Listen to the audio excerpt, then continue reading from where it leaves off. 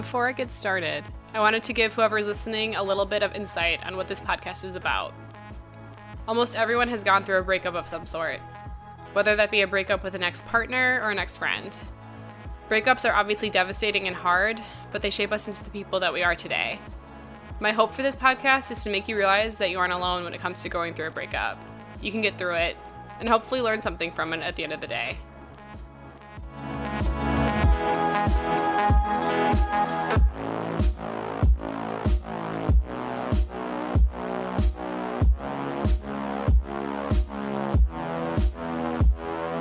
This is Obliterate Podcast. I'm your host, Christine Nikolic.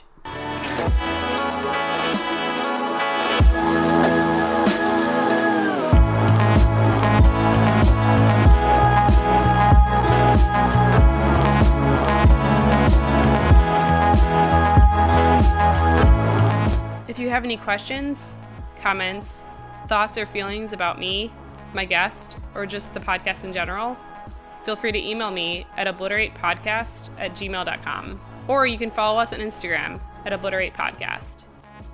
My guest today is Patrick.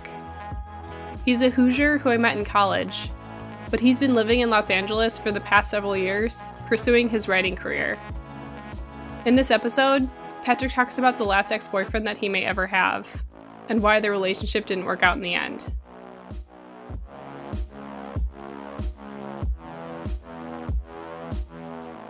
This is Patrick and the ex-boyfriend.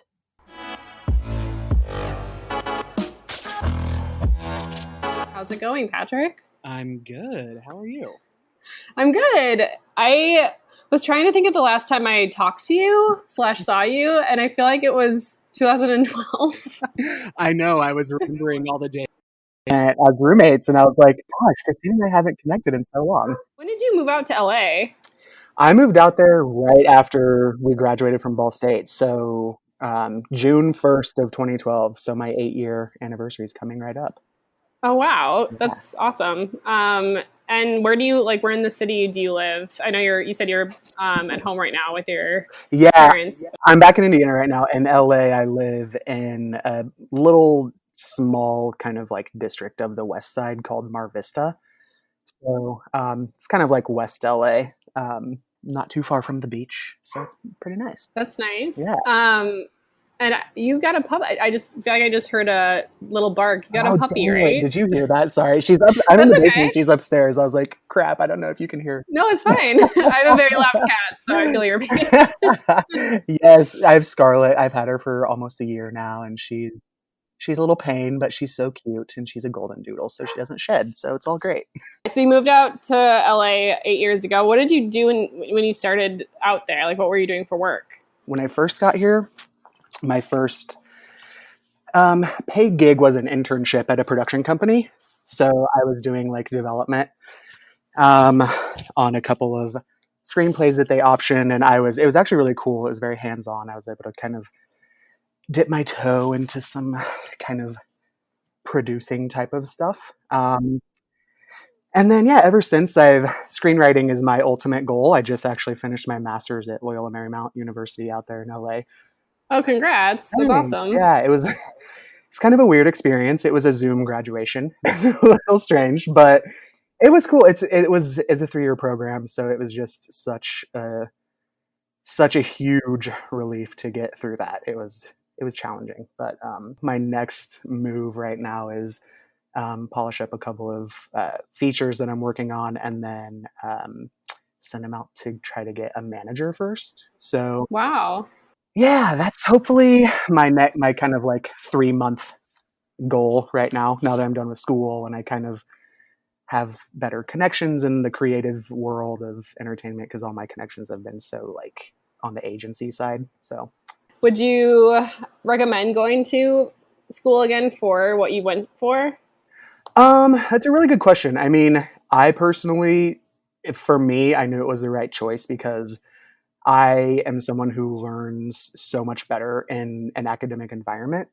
And screenwriting is, when you're in a creative industry like this, it's so subjective. So you really have to assess who you are and what you want first and foremost. Like, you have to know what you want. And I knew that eventually, in 15, 20 years, I wanted to be able to teach screenwriting, go back to like a Midwest school and kind of give younger kids the knowledge and experiences that I didn't really have growing up. I personally probably lean on the side of like, don't do it unless you really feel like you need to for yourself. But yeah, it's all what you want. All right, so who are you talking about today? Today I'm actually talking about an ex-boyfriend of mine who I'll just call him Clyde. Okay. I actually wrote a blog post about Clyde a couple years ago. I started this blog where I kind of, for the first time publicly, kind of revealed my sexuality to the world, which was very scary. And a big part of that growth was going through this breakup with him, and finding out a lot about who I was through that kind of healing process, I guess. So we met on OkCupid, which is a free dating app. It's very bizarre. And I was very conflicted at first because I was raised Catholic in a small town in Indiana. And I always knew that I was kind of different. And so for in 2015, I finally kind of like talked to my family about it, and it was all very loving and, actually kind of brought us closer. But because I kind of have this Catholic guilt ingrained in me, I was like, well, I think I'm going to try to be like a single, like celibate gay man. And I didn't have any idea what that really meant or how to live that way. But I was like, I'm going to do it. And then after a while, I was like, I got curious about what I was missing out on. And so I started up the apps and started going on dates. And so Clyde and I met after, probably about a year or so of me kind of like just kind of going on dates with people that I met on these apps, but not actual like dating relationship stuff. So I kind of always grew up, super insecure about who I was and, obviously my sexuality, but also my relationships with guys and like my friendships and things like that. So I think because of this insecurity, I became, when it came to like crushes and things I would have on actually girls in like junior high and stuff, I would kind of just become like desperately like crushing over them, like to the point of like self-deprecation, where I would just be like, I'm not good enough. Like, I'll never be good enough for this person or that person or whatever. So when I first met Clyde, I was very much still, as an adult, kind of for the first time coming to terms with all of these past insecurities and like kind of mini traumas. I've been very lucky. I haven't experienced any like really physically or emotionally traumatic issues. But, that being said, it really affected how I viewed myself. And so anyway, so Clyde and I met on this app, and it was the very beginning of 2016. It was like January. And yeah, it started out really good. He was, I remember his profile. The reason I reached out to him was because he said in his profile, I am an ardent gay Republican. And I was like, oh, there's more than one in LA? How is that possible? So I reached out to him, and we kind of just like clicked. We were both, he was, one thing I want to really highlight is that we were basically polar opposites in every way. I was, the very kind of, willy-nilly, quote unquote, free spirited kind of like creative type who's like just trying to make ends meet and living paycheck to paycheck and all this stuff. And he was working in finance, making a lot of money, very put together. His career was basically kind of laid out for him already for the next 20, 30, 40 years. I didn't know this going into it, but our priorities were very different. We kind of dated for about a month before we made it official, and it took about all in, it took about 3 months before we really started to see how kind of toxic we were together. Anytime we came up with any like disagreement or argument, he was kind of the person who wanted to shy away, like avoid all confrontation possible. And I was the kind of person who I was like, I want to talk about it. I want to just talk it out right now and squash it and like be done. But the problem was, not only that he wanted to like run away from everything, but we obviously couldn't see eye to eye on like who was right and who was wrong. And so it was like two semis like colliding head on, and it just got so ugly so quick. So all in all, we were together for a year or and some change. And there were a couple of months there at the end where we were kind of like on and off. And I started going to therapy when we first broke up, which was about 8 or 9 months in.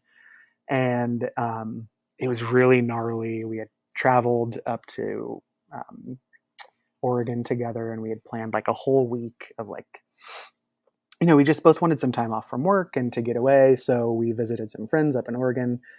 And within like the second night, we were just at each other's throats.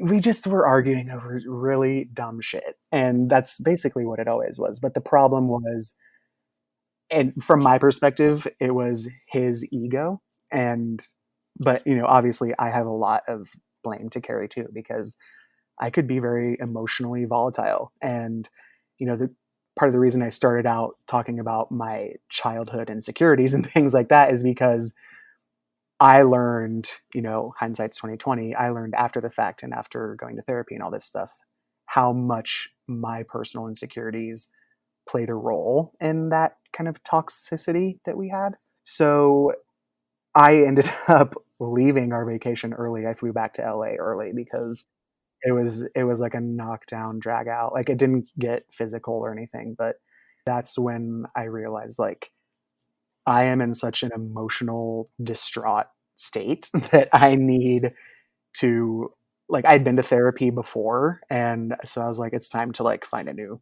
therapist to talk to. So yeah, after a lot of, I'd say, 2 or 3 months of therapy, I started to kind of gain more confidence, and I was kind of like, look, we are trying to figure out what we are, what we want from each other. And he always voiced what he wanted without really asking me what I wanted and how we could work together to make that happen. And finally, yeah, it just kind of ended because we were in this, again, we're kind of on like a hill rather than a valley in these like couple months of back and forth. And I found out he had actually been talking to someone else when he told me that he wasn't. And Ugh. yeah, I actually like found the text messages, and I wasn't being crazy. Like, it was a total like, he had grabbed my phone to look at something that he thought was like fishy, and I was like, oh, okay, then I'm going to grab your phone. And as soon as I grabbed it, he like tried to snatch it away from me as if he was like hiding something. And I was like, oh, hell no. So I went into his texts, and like we were at a restaurant having lunch. Oh And so man. I like physically stood up and walked across the restaurant so he couldn't take the phone away from me. And sure enough, I found all these texts, and I was like, okay, so you've been lying to my face for the last like 2 weeks. Great. So that was really the final straw for me. Was just by that point, I was mentally and emotionally in a different state about myself and what I was willing to tolerate. And I was just like, this isn't working for me. This isn't, I'm not getting respect. I'm not getting what I want or what I need out of this. And so, yeah, after about 3 hours of arguing and me trying to like, I was trying to like pull what I wanted from him out of him, and he was not capable of doing that. And so I just kind of walked out, and I was like, the next day, this was actually very spiritually symbolic for me. The next day was Easter Sunday of 2017. And it was, of course, Easter is the Christian holiday. It's all about like Jesus rising from the dead and resurrection and, like a new beginning, and it's the ending of Lent. And so it was a very, very, very dark and depressing day and night for me. And of course, the following few weeks were very dark too.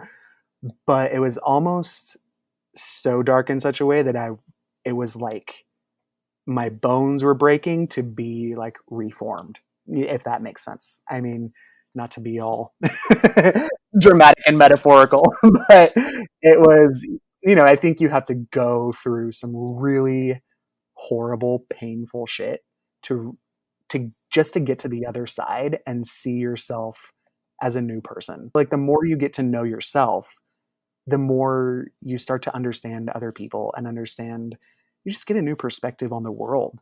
So many of the problems that we face externally can be solved by working on ourselves internally. So that was the end of that. And then, over the next few months, he had reached out to me a couple times and would be like, "Hey, can we talk?" and all this stuff. I'm just like, "No, I have nothing to say to you. Like we've done everything we can possibly do." Did you guys break up in the restaurant? After that, so funny enough, we had a whole plan. We were getting lunch, and then we had some drinks, and we were going to go see a movie. There's like a whole thing. And of course, we were just like, I don't think we'd even gotten our food by the time I found all these texts.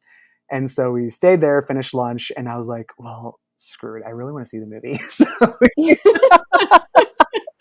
we still went to the movie. What movie was it? I'm so ashamed to even tell you. It was the Power Rangers remake. Oh, shoot. So we did. We went and saw it, and then we got in an Uber to go back to his apartment, and he started to try to like hash it out in the back of the Uber. And I'm like, are you really trying to do this right here, right now? And so anyway, we got back to his apartment, and that was where we had this kind of like 3-hour tug of war where I was just like, all you ever tell me is what you want. You never ask me what I want. And that's really what it was. He was just kind of this obstinate statue. Like, I know what I want, and if we're going to be together, you need to come to me. And such a huge thing that I learned was that successful relationships require a huge amount of sacrifice on the part of both persons. He was just extremely set in his ways, didn't think that he needed to change anything about himself, and any relationship he had, someone was going to meet him where he was at, and there was no meeting in the middle.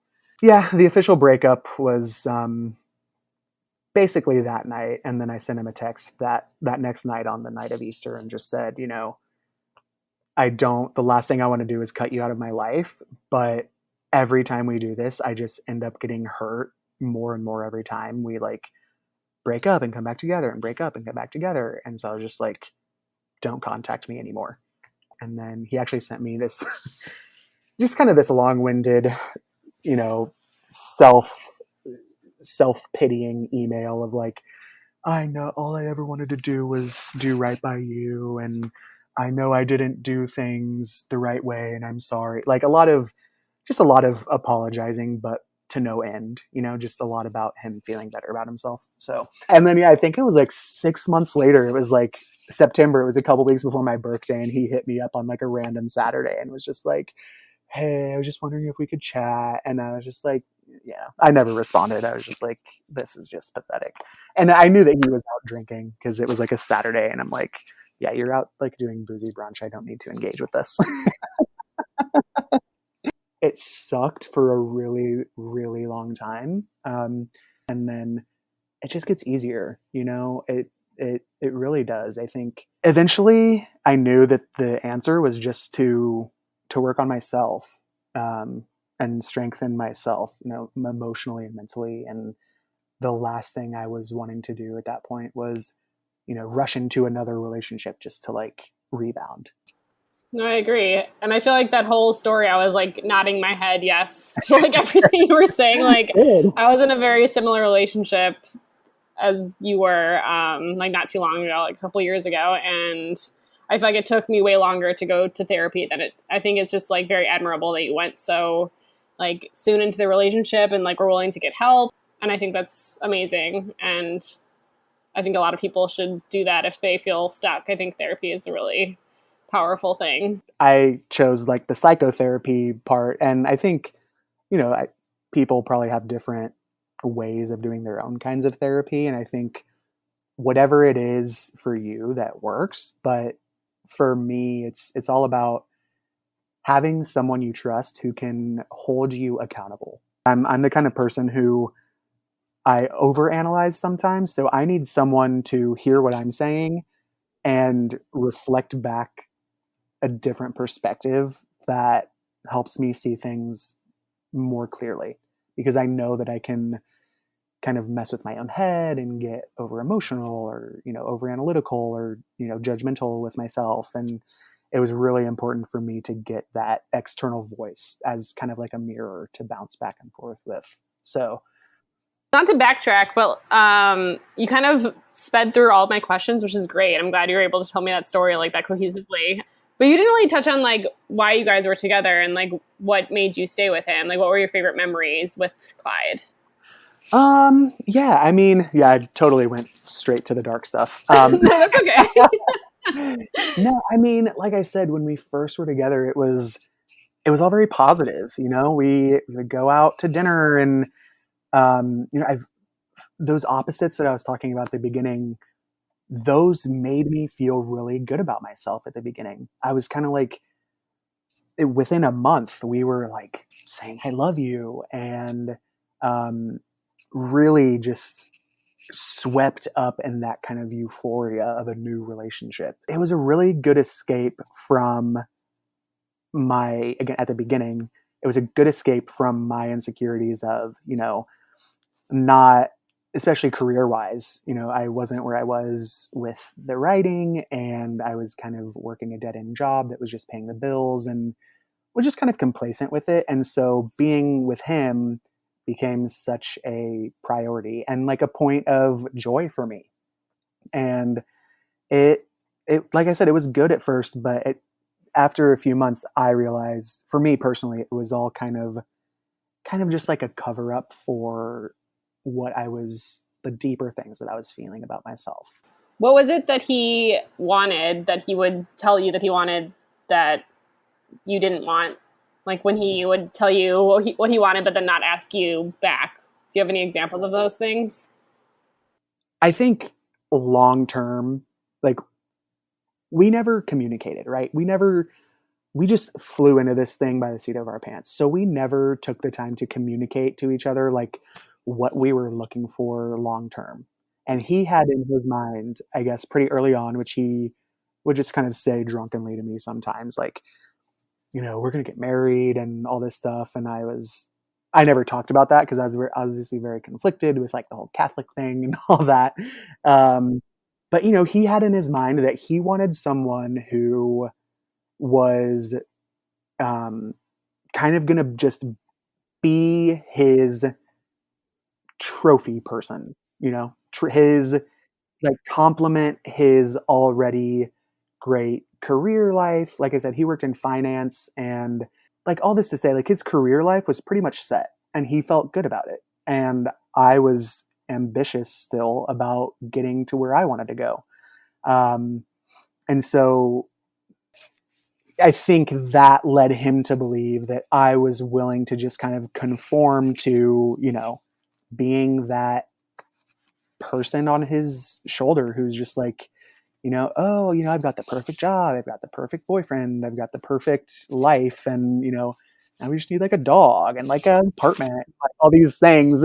And I wasn't there. I think, again, because we hadn't communicated out the gate, it took me until the end, when everything was crashing and burning, to be able to vocalize like, what I need from you is just some patience and some communication about specifically what do you want, because again, as my therapist was asking me these things, I was like, yeah, well, I guess what I want is to have some flexibility with some like patience from someone who's going to be with me as I try to like scour the ladder of entertainment and, help me flourish creatively and things like that. And he was just kind of more rigid in his ways.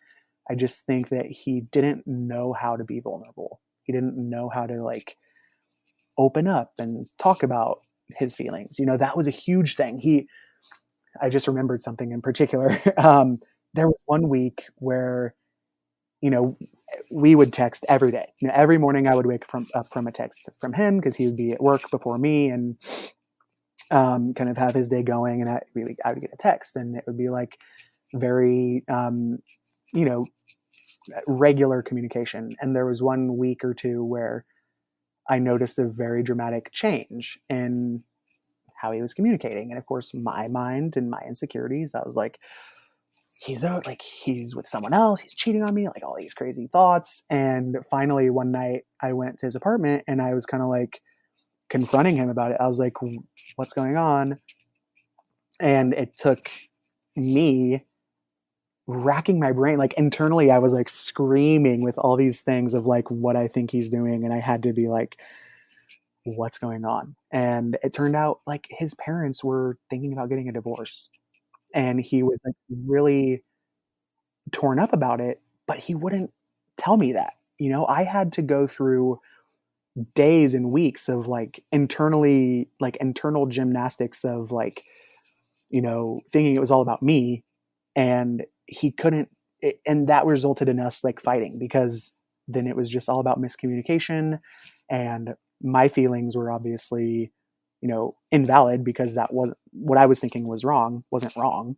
He was going through something really traumatic and I wanted to be there and support him, but he refused to talk about that stuff. I've dealt with that as well, like where I've dated people that like don't want to open up, and it's just like so strange to me. It's like we're supposed to be partners, and I feel like you do think that it's something that you're doing wrong if you're being shut out. Like that's natural. Doesn't mean you're an emotional person. It doesn't mean that you're selfish. It just, if you're used to someone like texting you every day, of course they're going to think something's wrong with you. Right. Exactly. And that's the thing that I think that's the hard part is for me was like not internalizing it and making it about me and some flaw of mine. But he was really good about that. He was really good about if I showed too much emotion, especially in the heat of the moment or something in the middle of an argument, he was really good about like turning it around on me and being like very emotionally manipulative and would just get like very stoic and like, well, this is never going to happen again. So I don't know why you're like freaking out or like, just like really, really condescending and like jeering remarks that would then just fuel me even more, like fuel my anger or frustration even more. And so I think, when we were fighting, he definitely he was not a fair fighter. When he saw me down, it was like his goal to like kick me while I was down. I feel like when you're with someone like that too, it's like that does make it harder to get out of because it's like, I don't know, because they're like when they're in the power in that way, it's just like you feel like you're the one in the wrong all the time. Oh, totally. And I think because I didn't have any like sense of self-worth yet of who I was, and again, those damn insecurities, I let it happen a lot. And what I found, actually surprisingly, what I found much later on is, this actually happened in Oregon when we had our big knockdown drag out, and he left town. He left me in Portland and went to this other town with his friend, and that was obviously the next leg of our trip, and I was supposed to be there. But he was really angry at me, and in the heat of the moment, he was like, I think you should just stay here. I don't think you should come to Eugene with me. And I was like, okay. So I stayed in Portland for like 2 days just with my friend who lived there. I spent one day just like walking around Portland by myself and just, again, doing that kind of introspection. And I realized, like, you know what? When I'm in the wrong, I can admit it. I feel bad about it. I say, I'm so sorry. Let me make this up to you. I was being drunk and emotional and it was all my fault.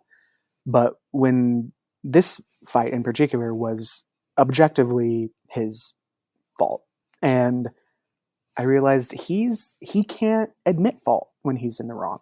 I do that for him. I show up and I apologize and I try to make things right, but he can't do the same thing for me when he's wrong.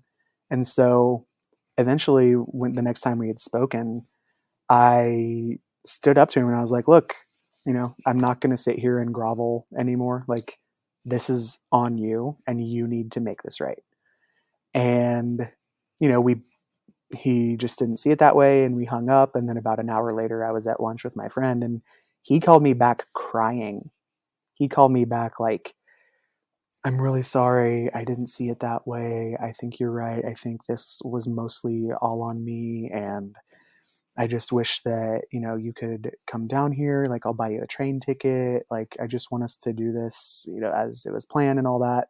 I have eventually, like I said earlier, I ended up flying back early. I didn't go. He asked me and was like, I want you to come down here, but I didn't. I was like, if I give in to him now, it's just going to set this precedent that he can treat me however he wants and then get what he wants after apologizing. And But this might be too personal of a question, and you don't have to answer. But how do you feel about getting married?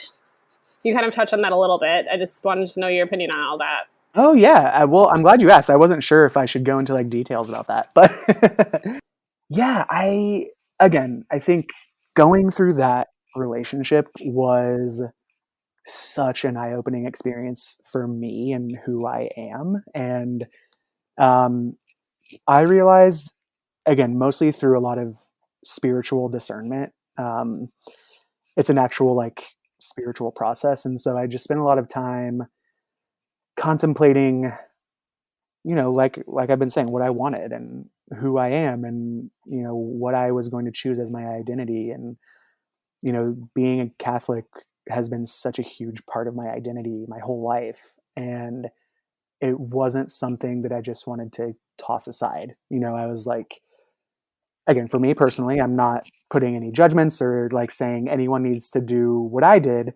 But for me, it was, I went on this retreat with my church and I kind of had this extremely spiritual moment where the theme of the retreat was about vocation, and purpose and, answering God's call for our lives. Okay. And we touched on 3 paths essentially. So as Catholics, we see, really traditionally, we see two very basic vocations, which is religious life. So being a nun or a priest or anything in the religious calling, or a married life. And that's another thing. Some people are called to building a family and, raising children, and that's their calling. And in this specific retreat, we explored a third vocation, which was a calling to a single life. And I know a lot of your listeners out there are probably not super religious or Catholic, but for me, it was such a profound spiritual experience where I was like, I felt for the first time, actually, this retreat happened about a month or 2 after the big breakup with Clyde. So I was already in this extremely super dark place. And I just remember during this retreat, I had such a profound moment of calm. My life purpose is not to be married, and I'm okay with that.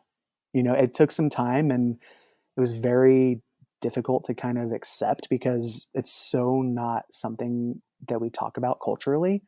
I think we associate singleness with loneliness. And if someone's, you know, especially in the Midwest, like where we're from, it's like if you're over the age of 25 and single, like you're a loser or something's wrong with you. Yeah.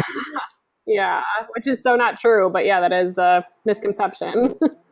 But that's not a way of life that I personally had ever been exposed to. A lot of us probably haven't been exposed to this idea of, it's okay to choose to be single because you feel like your talents and your gifts that you were born with and your purpose for being born should be dedicated to something else.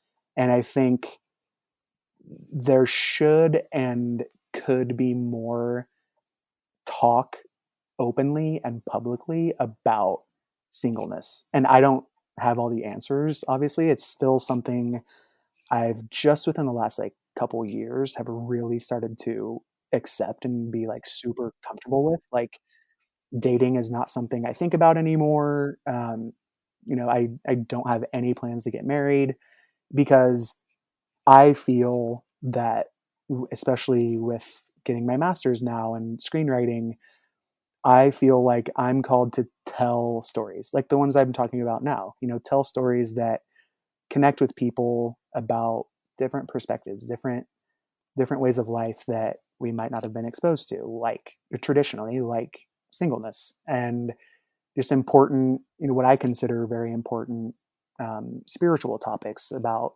being faithful. And being Catholic doesn't mean you hate gay people. I am attracted, traditionally, culturally speaking, I would be considered a gay man, but I don't really associate with quote unquote gay culture. I don't go out to mostly because I'm old now. I'm like, If you're old, then I'm old, so please don't say you're old. let me say, physically, I can't party like I used to, but I mean, same. I don't feel lonely.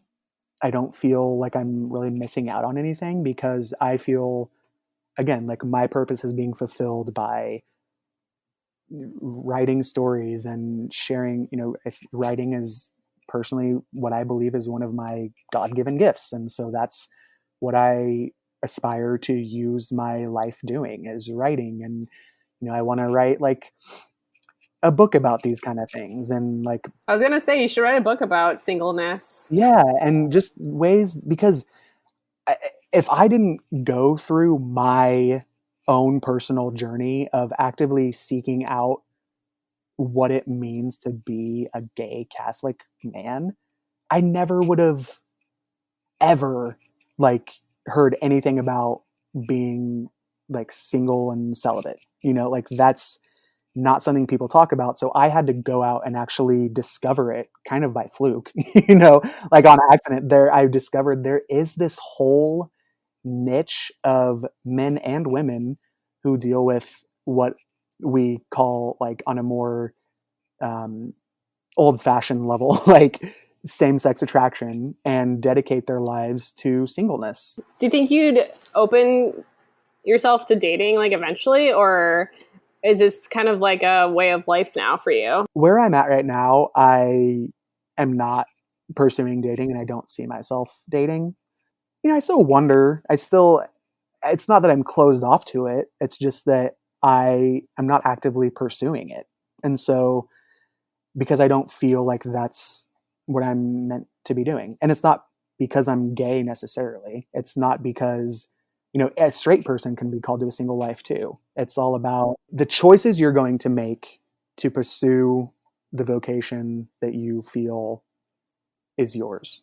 Religious or not, like I think that they should have these options for kids growing up. I don't think it should be like you have to buy a house, you have to get married, you have to have 2.5 kids or whatever. I think that like schools should start teaching that like being single is okay, being gay is okay, being married is like all that's, I don't know. It's just, I feel like anxiety comes from people thinking that they should have these unrealistic expectations of their life. And 100%. all right, I have a few more questions though about Clyde. How does it feel knowing that you probably won't see or talk to him again?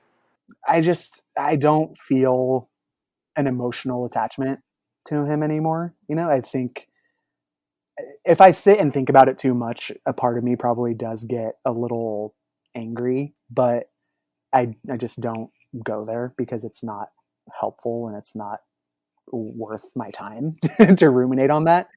I think it served a very huge purpose in my life, and that purpose is now over. And I hope, one of the last things I said to him was just like, all I want for you is to make good decisions. That's all I want for you. And that's all I want. he and I probably have very differing opinions on what a good decision is. But again, that's a huge thing we disagreed on, and that's why we couldn't be together. And I just said, all I want is you to make good choices, and that's all I can do. Whether he does that or not is not for me to worry about. I've asked most people that I've interviewed, like, if you saw him again, what would you say? And I feel like that's like a perfect last thing to say to someone is, I hope you make good choices. I feel like that's something that people would dream of saying. Yeah, I think I had, again, we had done so much fighting. I think I'd run the gamut on my anger, and eventually I don't know, I just felt compelled to say that in the moment. And I was like, I don't know what choices he's made in the last 4 years, but I hope they're good. And that's okay. Yeah. Do you have any advice for people who are in a similar relationship that you were in with Clyde? And like, if they wanted to get out of it, just like advice in general on how to like get through a relationship like that? I think my biggest piece of advice, and again, this is all from my experience, is you have to know your worth. You have to know what your value is as a human being, because we all have value. And I think this, on a practical level, I think a lot of this goes back to, your wants and your choices, and your choices are influenced by what you want. If people are in this situation, if they're anything like me, it's because you're probably a little lost and emotionally attached to someone who you believe is fulfilling you as a person. But if they're making you feel the way that Clyde made me feel, then they're not fulfilling you. They're actually damaging you. And the best thing you can do for yourself is just, again, whether it's with a therapist or yoga or whatever it is for you, take time to look inward and say, like, this is what I want for my life, because I have self-worth and dignity. And if this person is going to make me feel this way, then they have no place in my life anymore. No, I think that's good advice, though. Just like knowing your worth in general. Well, thanks so much for joining me. It was so great to talk to you. Yeah, it was awesome to like kind of catch up too. So, yeah. But no, I'm super stoked you reached out. So this was awesome. Thank you for having me. Of course.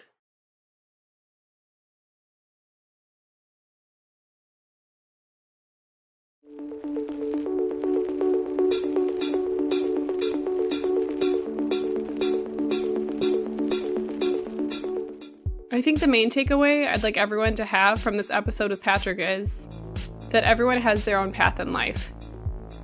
I think it's very easy to compare yourself and the life you have to others. I'm very guilty of this. But everyone has different wants and needs in life. Some people don't want to have kids or get married or even be in a relationship at all, and that's okay. If you're like Patrick and want to live a single life, just know that you aren't alone in that feeling. Obliterate podcast is produced by me, Christine Nikolic. Special thanks to Diala for providing the theme music. Please follow Obliterate podcast on Instagram. And if you have any questions, feedback, or are interested in being a future guest, feel free to email me at obliteratepodcast@gmail.com. Please like, subscribe, comment, and share this podcast with your friends and family. And thanks so much for listening. My name's Christine Nikolic, and this is Obliterate Podcast.